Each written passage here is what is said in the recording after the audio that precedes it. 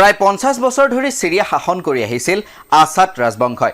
প্ৰায় 24 বছৰ ধৰি সিৰিয়া শাসন কৰিলে ৰাষ্ট্ৰপতি বাছাৰ আল আসাদে। পশ্চিম এছিয়াৰ এসময়ৰ সৰ্বাংগ সুন্দৰ আৰু প্ৰাকৃতিক সম্পদত চহকী দেশখনৰ সবাতোকৈ জনপ্ৰিয় নেতা আছিল বাছাৰ আল আসাদ। কিন্তু কিয় দেশ এৰি পলায়ন কৰিবলগীয়া হ'ল আসাদে? আসাদ যুগৰ অৱসানৰ পাছত এতিয়া সিৰিয়া বিদ্ৰোহী গোট HTSৰ দখলত। ফলত ভাৰতৰ বাবে চিন্তাৰ কাৰণ আছে নেকি? জানিম আজিৰ দেশ দুনিয়াত।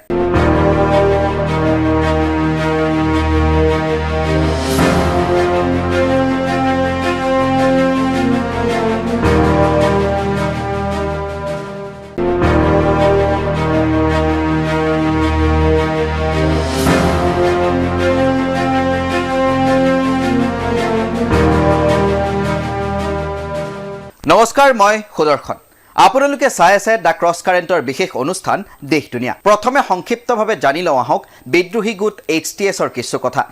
HTS, যাৰ পূৰ্ণাংগ নাম হ'ল হায়াত তেহৰিৰ আল শাম।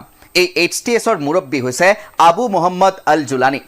HTSৰ আৰম্ভণি হৈছিল ইছলামিক ষ্টেট বা ISISৰ পূৰ্বৰ গোট ইছলামিক ষ্টেট অফ ইৰাকৰ এটা শাখা হিচাপে 2012 চনৰ জানুৱাৰীৰ মাহত জাভাত আল নুছৰাহ নামেৰে প্ৰতিষ্ঠা কৰা হৈছিল এই গোটটো। কিন্তু 2013 চনৰ এপ্ৰিল মাহত যেতিয়া আবু বাকাৰ আল বাগদাদীয়ে ইৰাকৰ পৰা সিৰিয়ালৈ সংগঠনটোক প্ৰকাশ্যভাৱে আনিছিল, তেতিয়া জুলানিয়ে বাগদাদীক অস্বীকাৰ কৰে আৰু তেতিয়াৰ আল কায়দাৰ নেতা আইমান আল জৱাহিৰীৰ প্ৰতি আনুগত্য প্ৰকাশ কৰে। গতিকে হায়াত তেহৰিৰ আল শাম বা HTSক ইছলামিক চৰমপন্থী বুলি ভাবিবৰ থল আছে। কেনেকৈ HTSে হস্তগত কৰিলে সিৰিয়া? 2011 চনৰ আগৰ পৰাই লাহে লাহে ৰাষ্ট্ৰপতি বাছাৰ আল আসাদৰ বিৰুদ্ধে গণবিদ্ৰোহ আৰম্ভ হৈছিল। যদিও বা নেতাগৰাকী যথেষ্ট জনপ্ৰিয় আছিল, কিন্তু সাধাৰণ মানুহৰ জীৱনৰ কোনো বিশেষ উন্নতি হোৱা নাছিল। গতিকে লাহে লাহে গণতান্ত্ৰিক প্ৰতিবাদ বৃদ্ধি পাবলৈ ধৰিলে।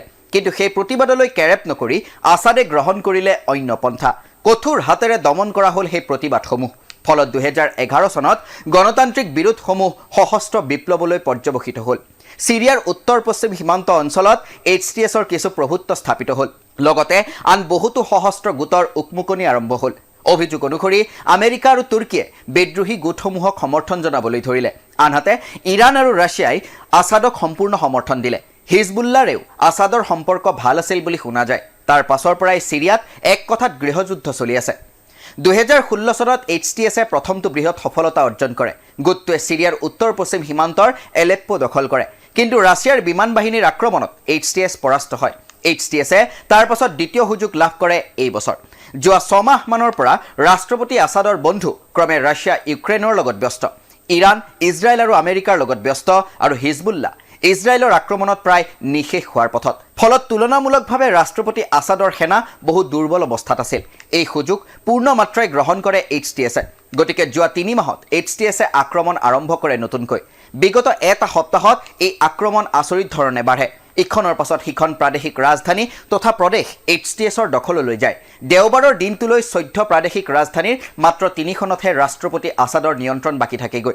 প্ৰথমে আলেপ্পো, তাৰ পাছত হামা আৰু তাৰ পাছত হোমছ দখল কৰে HTSে। দেওবাৰে ৰাজধানী ডামাস্কাছ দখল কৰে HTSে। ফলত দেশ এৰি পলায়ন কৰে ৰাষ্ট্ৰপতি আসাদে। আসাদৰ পলায়নৰ পাছত সিৰিয়া মুক্ত হ'ল বুলি মন্তব্য দিয়ে HTSৰ মুৰব্বী আবু মোহাম্মদ আল জুলানিয়ে। HTSৰ বাবে ভাৰতৰ আছে নেকি চিন্তাৰ কাৰণ? ইছলামিক চৰমপন্থী হিচাপে খ্যাত HTSে 2016 চনত আল কায়দাৰে সম্পূৰ্ণভাৱে সম্পৰ্ক ছেট কৰে। তাৰ পাছত HTSে মূলতঃ সিৰিয়াৰ আভ্যন্তৰীণ প্ৰসংগতহে মনোযোগ কৰে। সেয়ে বহুতো ৰাজনৈতিক বিশ্লেষকে HTSক ৰাজনৈতিক জিহাদী বুলিহে অভিহিত কৰিব খোজে। 29 নৱেম্বৰত আলেপ্পো দখল কৰাৰ পাছত আল জুলানিয়ে অৱশ্যে নিজৰ সৈন্যবাহিনীক কয় যে প্ৰথম লক্ষ্য হৈছে সাধাৰণ নাগৰিকৰ সম্পত্তি আৰু জীৱন সুৰক্ষিত কৰা আৰু সকলো সম্প্ৰদায়ৰ লোকৰ নিৰাপত্তা স্থাপন আৰু ভয় নোহোৱা কৰা। কিন্তু যিদৰে আফগানিস্তানত তালিবানৰ শাসন আৰম্ভ হোৱাৰ পাছত ভাৰতৰ চিন্তা বাঢ়িছিল, যিদৰে চীনপন্থী মুইজ্জু মালদ্বীপৰ ৰাষ্ট্ৰপতি হোৱাত ভাৰতৰ চিন্তা বাঢ়িছিল, যিদৰে বাংলাদেশতো ইছলাম মৌলবাদীৰ হাতৰ পুতলা সদৃশ মহম্মদ ইউনুছৰ অন্তৱৰ্তীকালীন চৰকাৰ অহাৰ পাছত ভাৰতেৰে বাংলাদেশৰ সম্পৰ্কত দ্ৰুত অৱনতি দেখিবলৈ পোৱা গৈছে, ঠিক তেনেদৰে ইছলাম চৰমপন্থী বুলি অভিযোগ থকা HTSৰ কবলত সিৰিয়া সোমাই পৰাত ভাৰতৰ বাবে চিন্তা বাঢ়িছে, বিশেষকৈ দ্বিপাক্ষিক সম্পৰ্ক আৰু দ্বিপাক্ষিক বাণিজ্যৰ ক্ষেত্ৰত। উল্লেখ্য যে সিৰিয়াৰ ৰাজধানী দামাস্কাছস্থিত ভাৰতীয় দূতাবাসৰ তথ্য অনুসৰি ভাৰতৰ সিৰিয়াৰ সৈতে ধনাত্মক ব্যৱসায়িক সম্পৰ্ক আছে। অৰ্থাৎ ভাৰতে সিৰিয়াৰ পৰা যিমান আমদানি কৰে তাতকৈ বেছি ৰপ্তানি কৰে। 2022-23 বিত্তীয় বৰ্ষত ভাৰতে ছিৰিয়াৰ পৰা আমদানি কৰিছিল 9.22 বিলিয়ন US ডলাৰ সম বস্তু।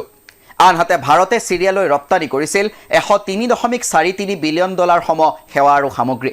2023-24 বৰ্ষত দ্বিপাক্ষিক বাণিজ্যৰ পৰিমাণ হ্ৰাস পালেও ছিৰিয়াৰ পৰা কৰা 18.33 বিলিয়ন ডলাৰ সম সেৱা আৰু সামগ্ৰীৰ আমদানিৰ পৰিৱৰ্তে ভাৰতে কৰা ৰপ্তানিৰ পৰিমাণ আছিল 63.2 বিলিয়ন US ডলাৰ সম।